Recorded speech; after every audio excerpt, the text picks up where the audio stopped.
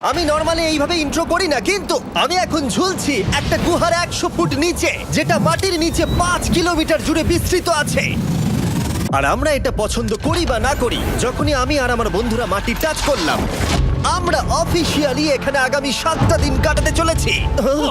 বাবারে, এটা আমার জীবনে করা সবথেকে ভয়ঙ্কর জিনিস। প্রথমত, আমাদের এখন এখান থেকে অনেকটা দূরে যেতে হবে। কেন? যদি ঝড় বৃষ্টি হয় তাহলে এই পুরো জায়গাটা জলে ভরে যেতে পারে, আর সমুদ্রের মতো ঢেউ এসে সবাইকে ভাসিয়ে নিয়ে যেতে পারে। সেই জন্য আমাদের আরো ভিতরে যেতে হবে একটা বেস ক্যাম্প বানানোর জন্য। ভাই এটা পুরো পাগলাম। এটা একটা অন্য জগৎ মনে হচ্ছে। এই কেভ এন্ট্রান্সটা হয়তো দেখতে সুন্দর, কিন্তু দেখে যা মনে হচ্ছে আসলে তা নয়। আর আমরা হয়তো জানি না যে আগামী 7টা দিন আমাদের জীবনের সব থেকে কঠিন সময় হতে চলেছে। সব থেকে বাজে ডিসিশন। ঠিক আছে, আর কিছুক্ষণের মধ্যেই অন্ধকার হতে চলেছে। ক্যাম্প না করলে আমরা বিপদে পড়বো। আমরা কোথায় যাচ্ছি সেটা কি বলবে? আমাদের ক্যাম্প সেটআপের জন্য একটা ফ্ল্যাট গ্রাউন্ড খুঁজতেই হবে। কেভের ভেতরে ঢোকার পরে আমরা এমন একটা জায়গা খুঁজে পেলাম যেটা অনেকটা উঁচুতে থাকায় আমরা জল থেকে সুরক্ষিত থাকতে পারবো। তার মানে এটা ক্যাম্পের জন্য পারফেক্ট। পারফেক্টটা একটু বেশি হয়ে গেল। মোটামুটি বলা যেতে পারে। ঠিক আছে, ক্যাম্পের জন্য মোটামুটি। প্রথম দিনের বাকিটা আমরা কাটিয়ে দিলাম আমাদের জিনিসপত্র আনতে। প্রত্যেকটা ব্যাগের ওজন প্রায় 80 পাউন্ড। আর যেমনটা তোমরা ফুটেজে দেখছো, আমরা এটা করতে 4 ঘন্টা লাগিয়ে দিলাম। এখান থেকে যাওয়া খুব কঠিন। তারপরে আমরা সবাই বেস ক্যাম্পে ফিরে গেলাম। ঠিক আছে, আমরা এখানে লাইট লাগিয়ে দিলাম। আমাদের সব জিনিসপত্র হোম বেসে চলে এসেছে। একটু ক্যামেরাটা ওদিকে দেখাবে? ওদিকটা কিন্তু ভয়ানক অন্ধকার, আর সবসময় এরকমই থাকবে। তাই আমরা ক্যাম্পিং গ্রাউন্ডের জন্য খুব বেশি কিছু করতে পারলাম না। কটা ফুটো করে দড়ি টাঙিয়ে দিলাম। এটা ধরো আর ওঠো দেখি। মনে হচ্ছে আমাদের হ্যামকগুলো ভালোই সাপোর্ট পাবে। আর তারপরে আমাদের সার্ভাইভাল গাইড জোয়ের সাহায্যে আমরা হ্যামক টাঙালাম। এই সরু দড়িটা আমার হ্যামকটাকে ধরে রাখবে। হ্যাঁ। ডিনার খেয়ে আমরা প্রথম রাত্রি ঠান্ডার জন্য তৈরি হলাম। আমি মিথ্যে কথা বলবো না, আমি যতটা ভেবেছিলাম তার থেকে এই হ্যামকটা অনেক বেশি কমফোর্টেবল। এই আমি তো আমার চমকেই হাতটা তো গেছিলাম। বড় কেন ভাই? এই কেভটা 2.5 কিলোমিটার ডিপ, আর আমরা এখন এন্ট্রান্সের কাছেই ক্যাম্পিং করছি। কাল আমরা অনেক কিছু এক্সপ্লোর করব। তোমরা কেমন ঘুমালে? ভয়ঙ্কর। ঘুমই হয়নি। এটা সত্যি একটা অস্বস্তিকর পরিবেশ। কেবের উপর থেকে অনবরত আমাদের উপরে জল পড়েই যাচ্ছিল, তাই উপরে একটা প্লাস্টিক চাপালাম, কিন্তু তাও আমাদের হ্যামকের উপরে জল পড়েই যাচ্ছিল। একটা আইডিয়া আছে, চলো শেল্টারগুলোকে ভালোভাবে তৈরি করি। আমার মনে হয় এই প্লাস্টিকগুলোকে জুড়ে দিলে আর জল পড়বে না। বাহ, তুমি তো জিনিয়াস। আমি শুধু একজন ইউটিউবারই নয়, ঠিক আছে? আমার হ্যামকটা এটার উপরে ঝুলছিল। মানে দেখো, আমি আরেকটু হলে হ্যামক থেকে নেমে পড়ে যেতাম। আর আমরা সেই সময় এটা বুঝতেই পারিনি যে এই গর্তটা প্রায় 40 ফুট গভীর। তাই যখন আমি আর শন প্লাস্টিকগুলোকে জুড়ছিলাম, তখন ম্যাক আর কার্ল এই গর্তটা কতটা ভয়ঙ্কর সেটা দেখতে গেল। আমার হ্যামকটা দেখতে পাচ্ছো? ওখানে আমি ঘুমোচ্ছিলাম। এদিকটা দেখো। আর যেহেতু এই কেভে সব একই রকম দেখতে, তাই আমাদেরকে ফলো করা অনেকটাই কঠিন ছিল। এই ম্যাপে তোমরা আমাদের হোম বেস দেখতে পারবে, আর দেখতে পারবে ওরা ওখান থেকে কত দূরে হ্যাঁ, যাচ্ছে। এটা তো খুবই ভয়ঙ্কর। ভাই এটা পাগলামো। আর যখন ছেলেরা র্যান্ডমলি এক্সপ্লোর করছিল, তখন আমি আর শন ক্যাম্পে কাজ করছিলাম। এই স্লিপিং ব্যাগটা এখানে কেন পড়ে? কারণ এটার থেকে পিয়ের গন্ধ বেরোচ্ছে। ইয়া, এটার থেকে শেখা উচিত স্লিপিং ব্যাগ ভাড়া নিতে নেই। আমরা স্লিপিং ব্যাগ কেন ভাড়া আমি- নিয়েছি? কেন আমি আমরা জানি না। স্লিপিং ব্যাগগুলো কিনে আনতে পারলাম না? আর তারপরে আমরা এই দুটো প্লাস্টিককে জিপ টাই দিয়ে জুড়ে দিলাম। কিছু মনে করো না, এই দড়িটার উপরে আমার জীবন বাজি আছে। আর তখন ওইদিকে ম্যাক আর কার্ল তখন ওই গর্তের মধ্যে। ও মাই গড, ম্যাক! আর শেষ পর্যন্ত ওরা একদম নিচে পৌঁছে গেল। এই! আমি তো ভাবলাম সবাই ক্যাম্প নিয়ে কাজ করবে। আমরা শুধু দেখাচ্ছিলাম জায়গাটা কতটা ভয়ঙ্কর। না পড়লেই হবে, তোমাদের স্কিল নেই। আচ্ছা ঠিক আছে। আর যদিও ওদের এবার ফিরে আসা উচিত ছিল, কিন্তু কাল আর ম্যাক এটা কতটা গভীর সেটা দেখানোর চেষ্টা করলো। ভাই এটা দেখতে দারুণ লাগছে। তুমি কি নদীটাকে পার করতে পারবে? কিন্তু ওরা এটা জানে না যে এই রিভারটা এই কেভের গোটাটাই জুড়ে আছে। তার মানে এর মধ্যেও আমাদের কিছুটা সময় কাটাতে হতেই পারে। ওই তো ওরা এসে গেছে। এসো। তোমরা রান্না করে রেখেছো তো? হ্যাঁ, রান্না করেছি। ঠিক বলেছ। একটা নতুন বাড়ি, ঠিক বলেছি তো? একদম। এখন আমাদের একটা ছাদ আছে। আর এটা তো দারুণ। জিমি রান্না বেশ ভালোই আর করেছে। আমরা আমাদের ফায়ার পিটটাকে এই সুন্দর জায়গাটাতে নিয়ে এসেছি। জায়গাটা কেমন? বেশ গরম। আরামদায়ক। এই পাথরগুলো গরমটাকে ধরে রাখবে এবং ওপর থেকে যে পি পড়ছে সেগুলোকে আটকে দেবে। ওটা পি নয়। তাহলে ওটাকে কি বলবো? যদি জানি না, হয়তো বৃষ্টির জল হবে বা না, এটা বৃষ্টি নয়, না, পাথর মানে ইয়ে তুমি- করছে। এই একটু উপরে দেখাও। তুমি মেঘ দেখতে পাচ্ছো? পাথর দেখা যাচ্ছে। এটা বৃষ্টি নয়, রক পি। Rock P. ঠিক আছে রক পি। ঠিক আছে, এটা রক পি। আর একটা শুকনো রাত ঘুমিয়ে কাটাবার পরে আমরা ঠিক করলাম জো আমাদের সার্ভাইভাল এক্সপার্ট, তাকে নিয়ে আমরা কেভের শেষ প্রান্ত অব্দি যাব। Cave, cave! Cave, cave, cave! Cave. Cave! দেখা যাক আমরা কেভের কতটা গভীরে যেতে পারি। তোমরা কিন্তু মনে রাখবে আমরা সবেমাত্র কেভের এন্ট্রান্সের দিকেই আছি, আর আমাদের ইচ্ছা এই কেভের শেষ প্রান্ত অব্দি যাওয়া, অবশ্যই না মরে গিয়ে। ও মাই গড, এটা তো খুবই স্টিফ। আরে এটা তো সবে শুরু। আমরা কেভের আরো গভীরে এসেছি। তোমরা সবাই সাবধানে আসবে। এটা খুবই ছোট জায়গা, আমার মনে হয় না এখান থেকে আমি যেতে পারবো। কেভ এক্সপ্লোরের ইন্টারেস্টিং জিনিসটা হলো যা হোক করে আমাদের এই ছোট্ট ফাঁকগুলোর মধ্য দিয়ে এগিয়ে যেতে হবে। ও মাই গড, খুব ছোট জায়গা। আর তারপরেই খুব বড় একটা জায়গা আসবে, সেটা এতটাই বড় যে কিছু না দেখতে পাওয়ার জন্য এটা করতে হলো। ও মাই গড! এবার আমি সব দেখতে পাচ্ছি, এটা দুর্দান্ত। এটার তো অনেক আলো। ভাই জায়গাটা কতটা সুন্দর দেখো। বাপরে কি আলো, আমি তো তাকাতেই পারছি না। আমি তো অন্ধ হয়ে যাব মনে হচ্ছে। এ বাবা, এটা কি হলো? আমরা বোধহয় ঠিক মতো এটাকে ব্যবহার করতে জানতামই না। চলো এগিয়ে যাই। আর তাই আমরা এগোতে থাকলাম। এই যে এই জায়গাগুলো, এগুলো খুব ভালো ধরার এখানে? জায়গা। এগুলো ধরে এখান থেকে পা ঘুরিয়ে চলে আসতে পারবে। এইভাবে কি? হ্যাঁ, একদম পারফেক্ট। জো সব থেকে ভালো কেভ গাইড। এভাবে কেউ গাইড করতে পারবে না। ঠিক আছে, এইবার ব্যাপারটা ইন্টারেস্টিং হবে। কি? এটা কি? এখান থেকে আমাদের ওয়েট শুট পরে সাঁতার কেটে যেতে হবে। গতকাল ম্যাক আর কার্ল এটা নিয়ে মজা করছিল, কিন্তু এই কেভে আমাদের পরের অ্যাডভেঞ্চারটা ছিল একটা প্রায় জমে যাওয়া নদীর মধ্যে। ও মাই গড, এটা তো পাগলামি! তার মানে আমাদের ওয়েট শুট পড়তেই হবে যাতে আমাদের হাইপোথার্মিয়া না হয়। আমরা এটা কেন করছি? এই এক্সপেরিয়েন্সটা তো জীবনে একবারই হবে। এটা করলে হয়তো আর নাও বেঁচে থাকতে পারি। আমাদের এই কেভের শেষে পৌঁছতে হলে আমাদের এই নদীর মধ্য দিয়ে, এই ছোট্ট ফাঁকগুলোর মধ্য দিয়ে সাবধানে ধীরে ধীরে এগিয়ে যেতে হবে। আস্তে আস্তে নামো, স্রোতের কারণে পা পেছনে টানতে পারে। ঠিক আছে, আমি তাহলে নামছি। তুমি ওই দেয়ালগুলো ধরে ধরে এগোতে থাকো আস্তে এটা তো আস্তে। খুব ঠান্ডা। তুমি পারবে জিমি। জানি না এখানে ঢুকতে পারবো কি না। জিমি, এবার তুমি জল থেকে উঠে দাঁড়িয়ে পড়ো। এটা সত্যি একটা পাগলামি। এখানে কি ঠান্ডা! যখন তোমরা খুব ঠান্ডা জলের মধ্যে থাকবে তখন একটা পাথরকে ধরে এগিয়ে চলা খুব কঠিন হবে। ও মাই গড, এটা সত্যি পাগলামি। ম্যাক, গড, চলে এসো। আমার ভয় লাগছে। চলো চলো, পারবে। ভাই। এগোতে থাকো, পেছন দিকে তাকিও না। একবার দেখো আমরা কি করছি। কিন্তু এই বাধাগুলো এতটা কঠিন ছিল না সামনে যা আসতে চলেছিল তার তুলনায়। আমরা পেরেছি। কেভ কেভ কেভ এই, কেভ। একটা কথা শোনো, আমরা 10% আসিনি। তার মানে এখনো আমরা শুধুমাত্র সার্ফেসেই রয়েছি, আর শেষ প্রান্তে পৌঁছতে হলে আমাদেরকে আরো 2 কিলোমিটার যেতে হবে। যেরকম তোমরা দেখতে পাচ্ছ এখানে 24/7 বৃষ্টি হয়, তাই আমি একটা আড্ডা মারার জায়গা তৈরি করেছি যেখানে আমরা কেউ ভিজবো না। আমি ভাবছি আমি যদি এটা না বানাতাম তাহলে কি হতো। আমি নিশ্চিত যে ওদের একটা ভেজা পাথরের উপর শুতে হতো। আমাদের ক্রমাগত এগিয়ে যেতে হবে এবং শরীরটাকে ভিজে রাখতে হবে। ঠিক আছে। নইলে আমাদের শরীরের তাপমাত্রা কমে এটা যাবে। এতটা কঠিন কেন?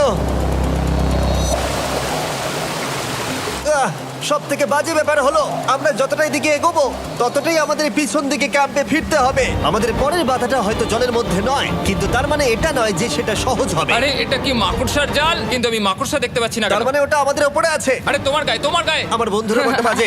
এই গেমটা মিস্টার বিস ভিডিওর মতো, যত এগোবে ততই কঠিন হবে। সত্যি কথা বলতে যদি আমাদের সাথে জো না থাকতো আমরা মরেই যেতাম। আর 3 ঘন্টা পরে জো আমাদের জন্য একটা বাজে খবর নিয়ে এলো। জল অনেকটা বেড়ে গেছে আর আমরা অনেকটা সময় লাগিয়ে ফেলেছি, তাই আজকে আমাদের আবার ক্যাম্পে ফিরে যেতে হবে। আমি মানবো না। তুমি সেফটি এক্সপার্টের কথা অমান্য করতে পারো না। আমি এটা মানবো না। সত্যি কথা বলতে আমাদেরকে ফিরতেই হতো, কারণ এর আগে আমরা শুট করতে অনেকটাই সময় নষ্ট করে দিয়েছি। তারপর ফ্লেয়ার নিয়ে খেলেছি, তাই আমরা ফিরে যাচ্ছি আর এই মিশনটা আমরা পরের দিন আবার শুরু করব।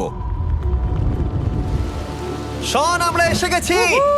আরে তুমি এখানে কি করছিলে? এখন তোমরা কেউ ভিজবে না। আমি তো জানতামই না এই লাইটগুলো আমরা এনেছি। এগুলো দারুণ লাগছে তাই না? দুঃখের বিষয় আজকে আমরা মাত্র 20% এগোতে পেরেছি, কিন্তু বিশ্বাস করো আমরা শেষ পর্যন্ত অবশ্যই যাব আগামী কয়েকদিনের মধ্যেই। আমার মনে হয় না। কোনোদিনই হবে না। আমি তো বললাম। আমরা ডে 4টা রেস্ট নেব আর ডে 5-এ চেষ্টা করব এই কেভের শেষ অবধি যাবার। দেখা যাক কি হয়।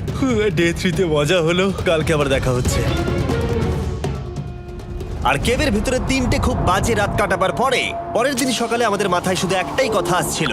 আমার একটা হট শাওয়ার চাই, তবে আমি এখন একটু শান্তি পাবো। ও, এখন শাওয়ার পেলে কিন্তু দারুণ হয়। আমি চান করিনি প্রায় 3-4 দিন হয়ে গেল। তোমরা নিশ্চয়ই জানো কেভের মধ্যে শাওয়ার করা সম্ভব নয়। আমাদের অনেকটা পথ হেঁটে সাবধানে আগের রিভার বেডের কাছে পৌঁছতে হলো। ও মাই গড! আমি আমার ব্রেনকে ফিল করতে পারছি। আমি এভাবে ব্রেনকে ফিল আমার করিনি। কপালটা জমে গেল পুরো। চলো ড্রোন দিয়ে মাথার চুলগুলো শুকিয়ে নি। এদিকে এসো ড্রোন। ও দাঁড়াও দাঁড়াও দাঁড়াও, এটা কিন্তু কাজ করছে। হ্যাঁ, দারুণ কাজ করছে। ড্রোন থাকতে হেয়ার ড্রায়ারের কি দরকার? আর চুল শুকানোর পর আমরা জোয়ের সাথে জার্নির প্ল্যান করতে বসলাম। এটা কি জো? এটাই কেভের ম্যাপ। আগেরবার আমাদের থামতে হয়েছিল কারণ জল খুব জোরে বইছিল। এখন বৃষ্টি কম হচ্ছে, তাই কালকে আমরা নিশ্চয়ই এই কেভের শেষে পৌঁছে যাব। এটা ভয়ঙ্কর হতে চলেছে। প্রথমে আমাদের কালকে যেখান দিয়ে গেলাম সেখান দিয়ে আগে যেতে হবে। জলের মধ্যে ঝাঁপ দিতে হবে এবং পাথর দেখে হাঁটতে হবে। এগুলো সবকটা আমরা যদি পার করতে পারি তাহলে আমরা গ্লো ওয়ার্ম চেম্বারে পৌঁছে যাব। কেমন দেখতে তুমি সেটা বলো না, আমি তোমাদেরকে সারপ্রাইজ দিতে চাই। তোমার মনে হয় আমরা পারবো? ওইসব বাদ দাও, আমরা ঠিক কালকে পৌঁছে যাবো। কালকের প্ল্যান আমরা চক আউট করে নিয়েছি। আমরা রেস্ট করছি আর ফেস্টিভ্যাল স্মোর্টস খাচ্ছি আমাদের এনার্জি রিগেন করতে। সবাইকে চিয়ার্স। Yippee! জো এই প্রথমবার ফেস্টিভ্যাল স্মোর্টস খাচ্ছে। জো সত্যি কথা বলবে। এটা দারুণ, তাহলে ভালো লাগলো? দারুণ লেগেছে। আমরা এই চকলেটটা আগে কেন বের করিনি? এটা এমনি চকলেটের থেকে 10 গুণ ভালো খেতে। সত্যি কথা বলতে তোমরা যদি ফেস্টিভ্যালের সাথে স্মোর্টস ট্রাই না করে থাকো তাহলে তোমরা মিস করছো। কালকে আমরা পুরো কেভটা এক্সপ্লোর করব, দেখা হচ্ছে। তাই আমরা ভালো করে ঘুমানোর চেষ্টা করলাম আর কালকের প্রিপারেশন নিলাম কেভের শেষে যাওয়ার জন্য। আমরা আমাদের জীবনের সবথেকে ডেঞ্জারাস জার্নি করতে চলেছি। ডে 3 এর অভিজ্ঞতা মাথায় রেখে আমরা কম শুট করেছি যাতে আমরা সামনের দিকে তাড়াতাড়ি এগোতে পারি। জলটা খুব ঠান্ডা হ্যাঁ, আগের দিনের মতোই খুব ভালো। এই তো আর যাতে আমরা সবাই বেঁচে ফিরতে পারি তাই জো ছাড়াও আরেকজন সার্ভাইভাল এক্সপার্টকে আমরা নিয়ে এসেছিলাম। এখানে আমরা ডে 3 তে আটকে গেছিলাম। এখন আমরা কি করব? এবারে আমরা অনেক তাড়াতাড়ি এসেছি। আমাদের পিছনে ঘন অন্ধকার, কোথায় যাব? এই রাস্তাটা অনেক সরু এবং হ্যাঁ। স্রোত প্রচুর বেশি, তাই আমরা দেয়ালগুলো ধরে ধরে আস্তে আস্তে এগোবো। এই যে এইভাবে। ও হ্যাঁ, God! এই রকটায় জাম্প করো। কয়েকটা ভালো পাথর আছে যেগুলোকে তুমি ধরে এগোতে পারবে। আরে এখানটা তো অনেক অন্ধকার। আমি আর পা পাচ্ছি না, আমি এখন মাটিতে আর পাই পাচ্ছি না। যেহেতু আমরা মাটিতে পা পাচ্ছিলাম না, তার মানে যদি আমরা পাথর ছেড়ে দিই তাহলে এই জলের স্রোত আমাদেরকে ভাসিয়ে নিয়ে যেতে পারে। জো, আমরা কি করব? আমি এটা ধরে এসেছি, তুমি এটা ঠিক আছে, ধরো। আমি তো দেখতেও পাচ্ছি না কোথায় যাচ্ছি। জো, স্রোত আমাকে ভাসিয়ে নিয়ে চলে যাচ্ছে। আমি তুমি করবো কি করে? পারবে, পারবে। শুধু মুখটা এখান থেকে ঢুকিয়ে দাও, আমি হেল্প করছি। এখানে আমি ঢুকবো? হ্যাঁ, এই গর্তের মধ্যে। এই তো, খুব ভালো। এটা আমার জীবনের সবথেকে বিপজ্জনক অ্যাডভেঞ্চার। আমরা এখন কেভের অনেক গভীরে চলে এসেছি আর এবার আমাদের সামনে প্রথম বড় বাধা। এখানে জলের একটা ঘূর্ণাবর্ত আছে, যদি তুমি এর মধ্যে পড়ে যাও তাহলে তোমাকে একদম নিচে নিয়ে চলে যাবে। মানে আমরা পড়ে গেলে মরে যেতে পারি। হ্যাঁ, মানে আমরা মৃত্যুর সাথে খেলা করছি। এটা এতটা বিপজ্জনক হতে পারে আমি সত্যিই ভাবিনি। খুব ভালো। এই তো, তাহলে কি আমার পা এখানে হ্যাঁ, রাখবো? রাখো রাখো। ঠিক আছে, এই তো আমি পেরেছি। এটা আমার ভাবনার থেকেও বেশি কঠিন ছিল। এই নদীটা কতটা শক্তিশালী এই গোটা কেভটাকে তৈরি করেছে। কিন্তু মজার ব্যাপার হলো আমরা পাথরের মতো শক্তিশালী নই। আমি শুধুমাত্র মানুষের মতোই শক্তিশালী। সৌভাগ্যবশত কাল এই অ্যাডভেঞ্চারে লিড করেনি, তার বদলে আমরা একজন অ্যাভেঞ্জার জোকে পেয়েছি। ও কতটা এক্সপার্ট তার প্রমাণ হিসেবে বলতে পারি। সে লিটারালি কতটা ওপর থেকে আমাদেরকে নদীতে ঝাঁপ দিয়ে দেখালো।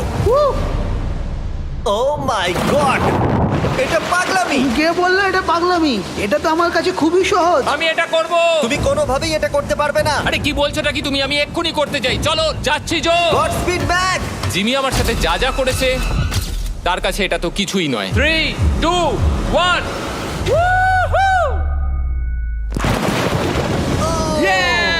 তুমি করবে? না, আমরা না এগুলো শেষ পর্যন্ত যেতে পারবো না।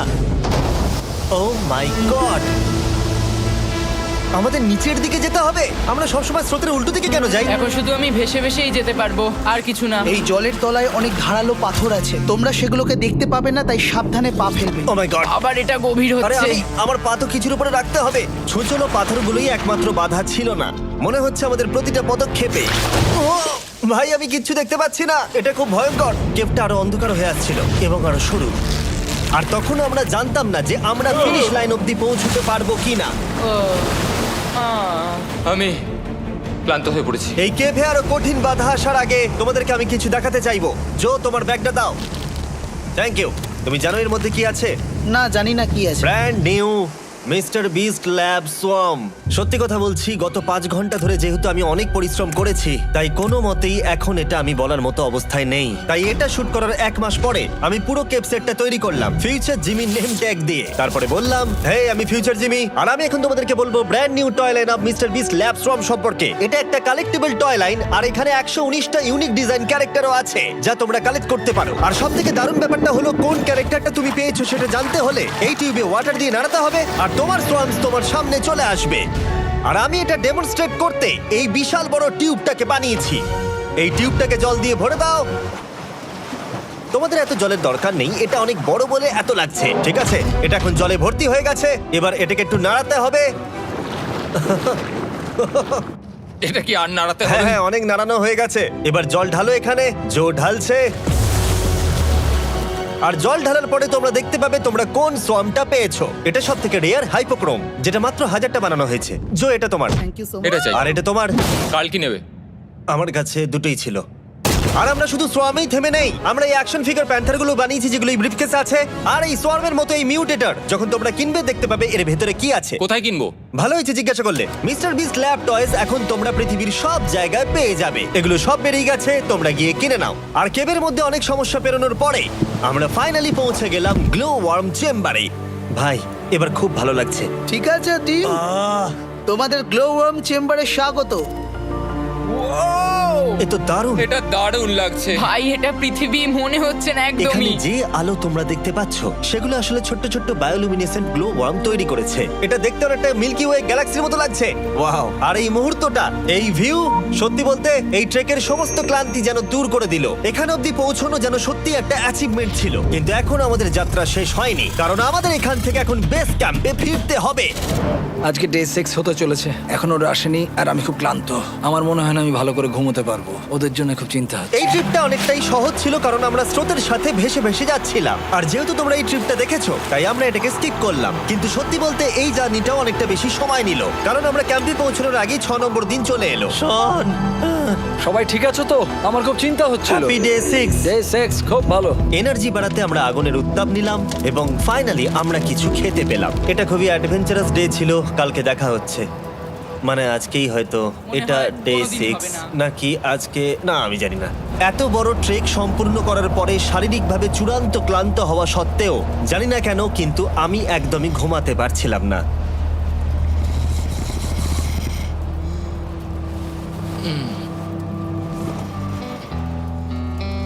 আমি 7 দিন সলিটারি কনফাইনমেন্টে কাটিয়েছি, কবরে কাটিয়েছি, 7 দিন রাফটে থেকেছি। কিন্তু সত্যি কথা বলতে এটা সবার থেকে বেশি কঠিন ছিল, কারণ সব সময় ভিজে, ঠান্ডা, প্রত্যেক মুহূর্তে এই পাথরগুলো শরীরে ব্যথা দিচ্ছে।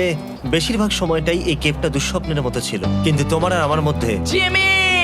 ইয়ো! গার্ড, আমাকে দেখতে পাচ্ছ? এটা পৃথিবীর সবথেকে উজ্জ্বল টর্চ। মজার মুহূর্ত অনেক ছিল। মাটির নিচে 300 ফুট গভীরে অভিযান চালানো থেকে আমাদের সবাই মিলে হ্যামক নিয়ে হাসাহাসি করা সবকিছুই এই অভিযানের অংশ ছিল। যেহেতু আমাদের সঙ্গ দারুণ, চলো তিমির মতো আওয়াজ করো। তাই এই ভিজে, ঠান্ডা, পাথুরে অদ্ভুত কেভের ট্রিপটা বদলে গেল আমাদের জীবনের সব থেকে সুন্দর মুহূর্তে।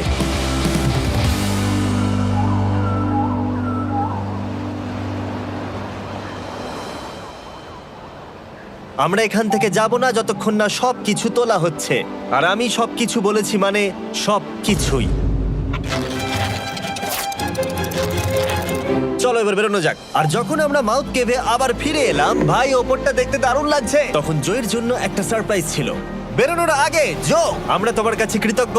তাই এই নাও 50,000 নিউজিল্যান্ড ডলার, 10,000 করে প্রত্যেক জনের প্রাণ বাঁচানোর জন্য। Oh my God, thank you so much Jimmy. Thank you Joel. Love you Joel! এবার আমাদের সব কাজ হয়ে গেছে, চলো বেরোনো যাক। 7টা দিন পরে আমরা ফাইনালি এখান থেকে বেরোচ্ছি।